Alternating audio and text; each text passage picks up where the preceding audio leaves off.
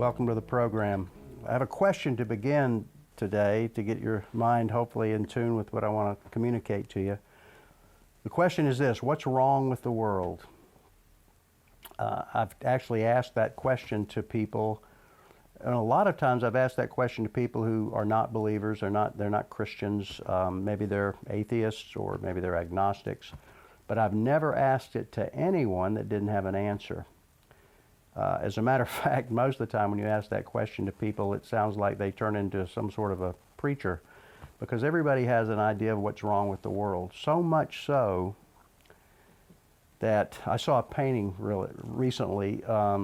It's called The Scream, and a Norwegian painter did that in, I think, the year's 1893. But I know you know the picture. It looks like that, of a guy walking across the bridge, kind of skeletal figure, and there are other people on the bridge with him that don't even notice him, and he's so distraught, he's so full of angst that he screams, and that's the name of the painting. Well, that's the name of this program.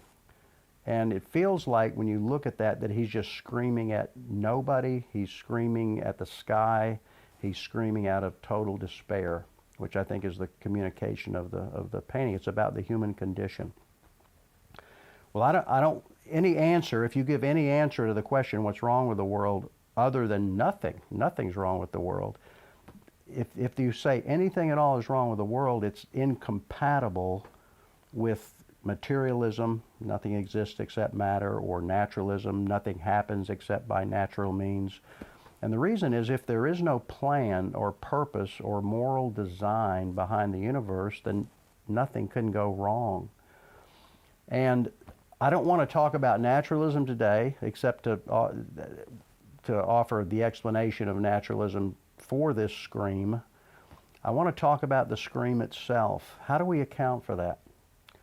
What are we to make of the fact that every one of us has that scream? I know I do, has that scream inside of us. It doesn't come out all the time when things are going well, as we expect them to go. Then we're not screaming.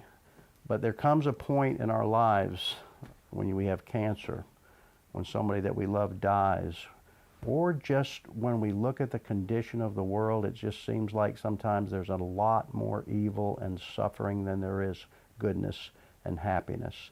I don't know if that's true or not, but sometimes it certainly feels that way. And then comes from down deep inside of us the scream, the why, the please, the anger. Well, what do we make of that? And that's what this program is going to be about.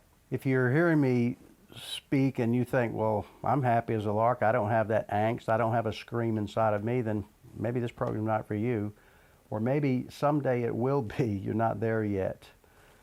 But I think the vast majority of people, so much so that I would call it a universal human experience, have this scream inside of them. And that's my question. What are we to make of that? Why do we scream? Why do we expect things to be better? Well, Sigmund Freud, the famous psychiatrist, of course, who was very influential, I think one of the most influential men who ever lived, he said that all religion is a result of this scream, in a sense, that because we have this, we're in a universe that seems overwhelming to us, we feel ourselves to be completely insignificant, or nearly so, and things go wrong. We live our lives partly in fear, partly of worrying. When we're enjoying something, we realize it could go wrong at any minute, and sometimes it does go wrong at every minute. So he says that religion is the source. That is the source of religion. It's the human soul, the human psyche that constructs religion, because we want out of that feeling. We want. Wouldn't it be great if we had a heavenly Father who is all-powerful and loves us, who could somehow deliver us from the horror and the fear and the pain and evil of our own existence. And so he says that's where religion comes from. Well, I think we ought to consider that, but I think the problem with that is twofold. Number one, it says nothing about whether or not our religion is true. He calls it wish fulfillment, that all religion is wish fulfillment. Well, even if it is, it says nothing about whether or not God exists, whether or not Jesus is who he says he is, whether or not the Bible's true. If somebody says to me, for example, your religion, your Christianity is just your crutch. Well, it might, certainly I would agree. Christianity is a crutch, but that says nothing about whether or not I need a crutch and whether my crutch will hold me up. It's just as equally possible that atheism is wish fulfillment. As a matter of fact, there are several atheists who would agree with that and have done so. I'm thinking of one in particular. His name is Thomas Nagel. I really like Thomas Nagel, partly because he's admitted his own shortcomings, I guess, in his atheistic worldview, and I appreciate that. But there's more to it than that. Let me read you a quote from Thomas Nagel. He's written several books. His latest one, get this, and I'll quote this later, his latest one's called Mind and Cosmos, Why the Neo-Darwinian Evolutionary Naturalistic Worldview is Almost Certainly False. So he's really kind of betrayed his own colleagues in this sense. But one thing he said earlier on in his career was this. He said, "It bothers me that some of the most well-informed and intelligent people I know are religiously minded. I think that my aversion," speaking of himself, "I think that my aversion to theism is that I have a problem with cosmic authority, and that most of my fellow atheists share the same problem. I don't want the world to be like that." And when he says that, what he's saying is, I don't want there to be a God. Well, wish fulfillment then. If my theism, my belief in God, is my wishes, my desires, I hope there's a God, if that's all that accounts for my religion, then it's all that accounts for his atheism as well. And neither one of those things have anything to do with the truth about whether there's a God or whether there's not. And plus it doesn't answer the question. Why do we need wish fulfillment? Why do we expect something to be better than it is? Maybe we don't expect it necessarily, but why do we want it so much? And what do we mean by better? That's the problem. That's the question that I want to answer here, or at least offer an answer for. And so here's what I want to do. I want to look at every worldview has to deal with this. If you have a worldview that is even relevant to the human experience at all, it has to deal with evil and suffering. The number one cause, or the number one cause is maybe not the right word, the number one reason that people offer for their atheism, and the reason that I offered, I wasn't unique when I was an atheist. My reasoning was there can't be a loving God when there's so much evil and suffering in the world. Years and years and years ago, in the 1940s and 50s, when Billy Graham was getting his start, he had a partner, an evangelistic partner named Charles Templeton, who was considered by many to be a better preacher than Billy Graham, and thought that he would even go further than Billy Graham went. And of course, Billy Graham is sort of the Paul of the 20th century, I guess, the Apostle Paul of the 20th century. But Charles Templeton began to have doubts about his faith and about his belief. And his last book, years and years later, was called Goodbye to God. He became an atheist, and he said what put him over the top was a picture on the cover of Life magazine, and I don't know what year this would have been. It would have been in the late 50s probably, or maybe I would say late 50s, maybe early 50s. But it was a picture of a woman in Africa who was starving to death herself, whose baby had starved, and she was holding up her baby to the sky, which is an even more real, more harsh painting of the same thing as the scream. She was screaming at the sky on behalf of her dead child, or maybe she was screaming to God as if to say, why? And Charles Templeton said there cannot possibly be a loving God in the world when all that woman needed was rain. Well, that's pretty powerful. And Lee Strobel asked Charles Templeton what he thought of Jesus at the end of his life when he was getting near his own death. Charles Templeton said, "I miss him," which is kind of unique. But all of that points to the same question. Why would we scream at the sky? Even at the point of a child's death, what are we to make of that hurt, that anguish in the human soul? Now here, I'm going to tell you what I'm going to tell you just in case you turn me off here. I hope you don't. I believe that every tear that we shed, every scream that we offer, every shout of anger when we either shout at God or people or even ourselves, or maybe the despair of just screaming at the sky and knowing at the same time nobody's listening, but all of those screams are our heart's desire for heaven. I think we think things should be better because they can be better. I think that, as C.S. Lewis offered it this way, two great different perspectives. C.S. Lewis said, if nothing in this world will satisfy us, then maybe it's just a signal that we were made for another world. I think that's true. I can't prove it. This is not necessarily an apologetic program, but it's something that is so deeply interwoven in my own heart, my own soul, I can't deny it. On the other hand, Bertrand Russell offers a very different explanation for it. Bertrand Russell says we must build, by the way, Bertrand Russell is a famous atheist of the, I'm not sure when he died, but early 20th century into the 1920s and 30s, and I think on beyond that into the early 50s. And he would go around, he was a philosopher, British philosopher. He'd go around the world giving speeches about why he doesn't believe in God. He wrote a book, Why I'm Not a Christian. Here's what he said: we must build our lives on the scaffolding of unyielding despair. So his worldview of materialism said that, he said, I'll finish the quote, all the labor of the ages, all the devotion, all the inspiration, all the noonday brightness of human genius are destined to extinction in the vast death of the solar system, buried beneath the debris of a universe in ruins. And of course, if naturalism is true, or the universe is running out of energy, and the end result of all of this will be as if it never existed at all. And he says, that's the way it is, that's the way it's going to be.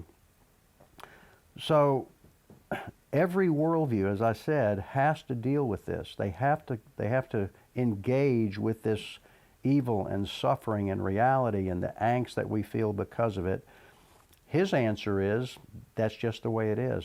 The only way you can build your life is on that foundation of despair, which, how do you do that? I don't know. I have a friend who several years ago, as a matter of fact, it was when this last recession started, and I was his pastor at the time. And he is, I think, still a very energetic, initiating kind of a guy, determined, self-disciplined, hard worker. He lost everything. He lost his job. He lost his home. He lost his wife. And he was living out of his truck. And he became an atheist. And even though he did, there's obviously something still down inside him, because he kind of reached out to me as the object of his scream. How could this happen to me? How could a loving God allow this to happen to me? Well, think of it like this. Part of the Christian answer is the fall of man, the fall of humanity, and the fall of creation. The basic answer, and I'll have to say this again at the end, but the basic answer of Christianity is, how could God make a world like this? This is not the world God made. This is a broken, fallen world. And that reality is very much a part of my thinking, especially in the last few years. And I'll say this: the fall of humanity and the fall of the world is kind of felt pretty lightly until it falls on you. And that's what happened to this guy. He had not And you know, my response to him initially was to scold him. I said, if you're going to give up God because you lost your job, why didn't you give up God when everybody else lost theirs? If you're going to give up God when you lose your home, why don't you give up God like Charles Templeton did? He wasn't starving to death, but he had so much empathy for the woman in Africa who was starving to death and who had lost her child. And even though I disagree tremendously with his conclusions, I have to admire him a little bit for being willing to be so empathetic as to draw his conclusions from somebody else's pain rather than his own. And I feel that, honestly, I feel the pain of the world at times in my life, sometimes almost to an incapacitating level.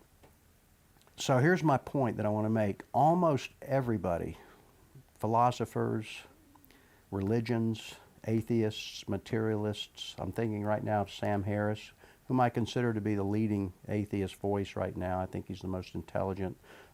He's the one that I have to deal with the most and think through the most in my responses. And he talks about if we ought, his idea of objective morality is this: if we ought to do anything, we ought to relieve the maximum amount of suffering by sentient or conscious creatures. So his concept of morality is evil and suffering are wrong. They're morally wrong. We ought to relieve that. We ought to move away from that. Well, I'm sympathetic to that.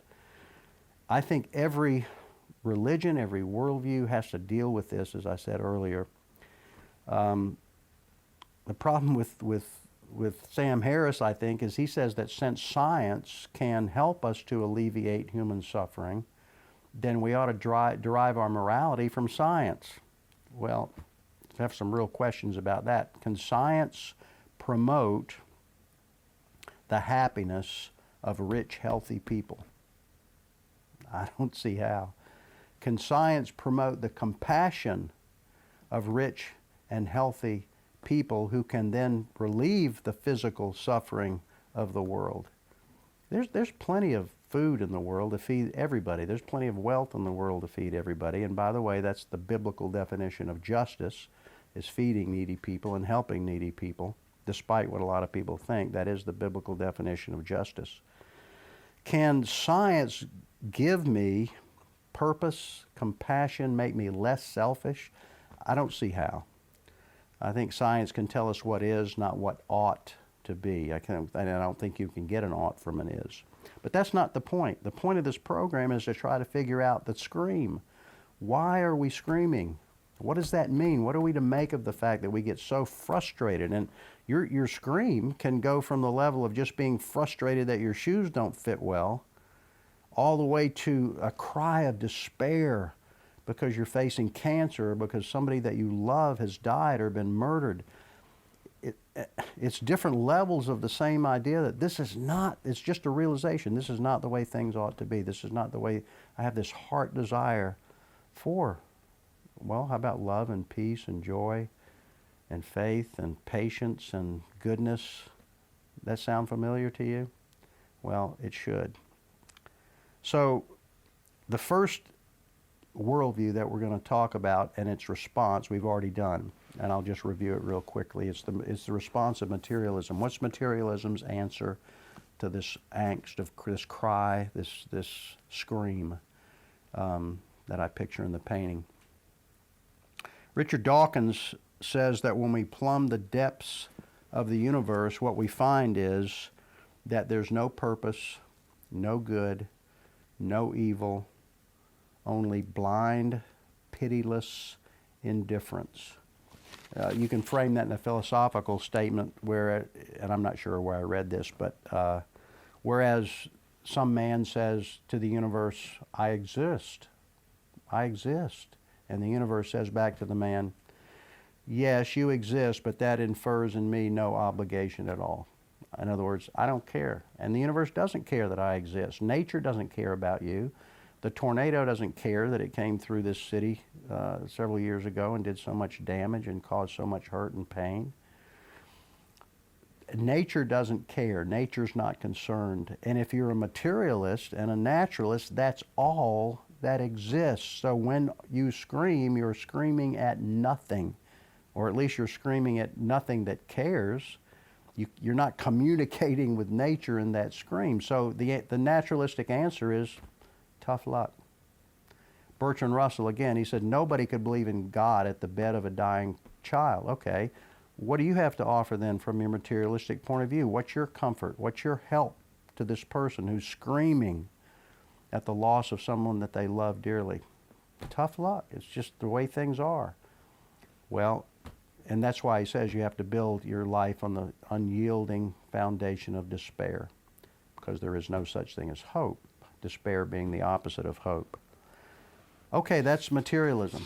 Now here's an interesting, I don't want to use the word twist, but here's an interesting, I think, I don't want to use the word revelation either, illumination. If materialism has no hope for this life, then in a sense, the only hope we have of getting out of the scream is to die.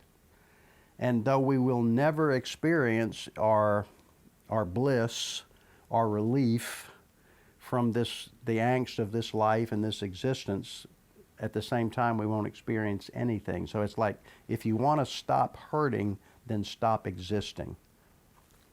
I don't know if that's a hope or not, and some people have thought it is.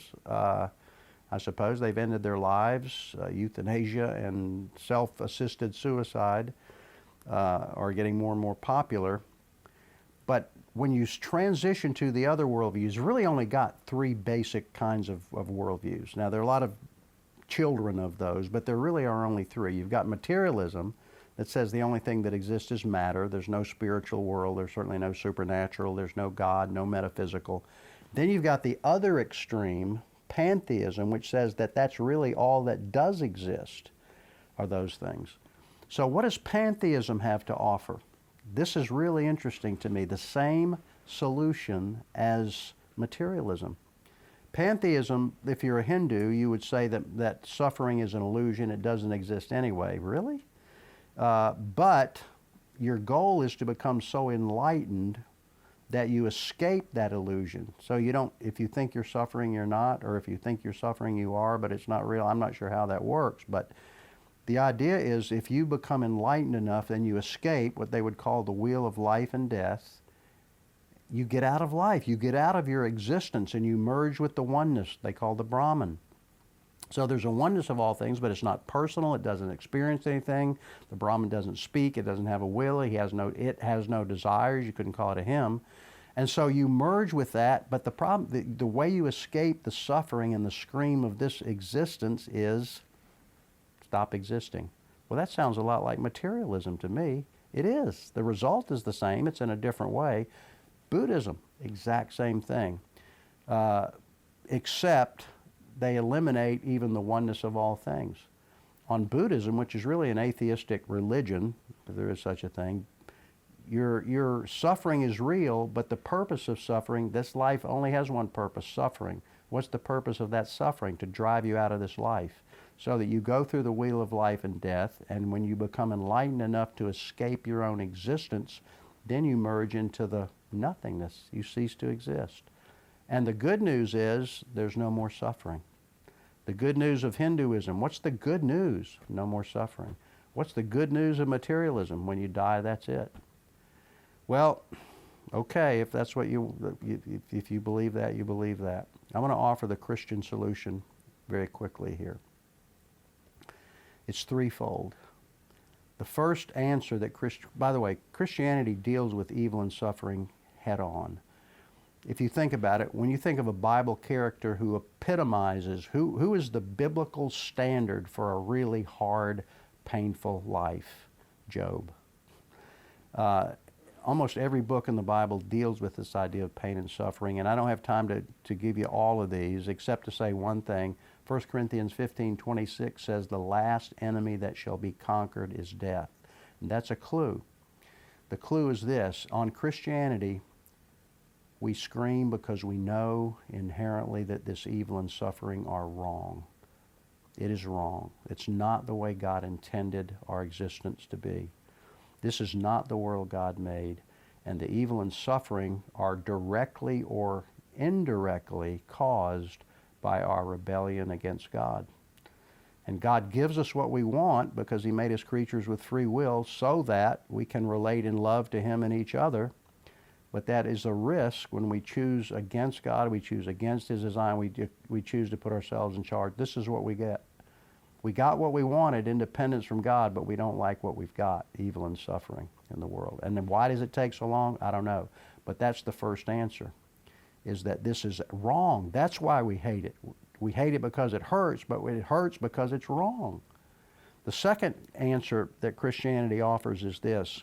It's kind of like in the meantime, while we're waiting, while I'm going through my open heart surgery, while I'm going through my gallbladder surgery, while I'm going through the suffering that I feel, the pain of other people that I feel, God says, I will give you the grace to get through it. I might not deliver you from it. He can, but He usually doesn't in my experience. But He does see us through it.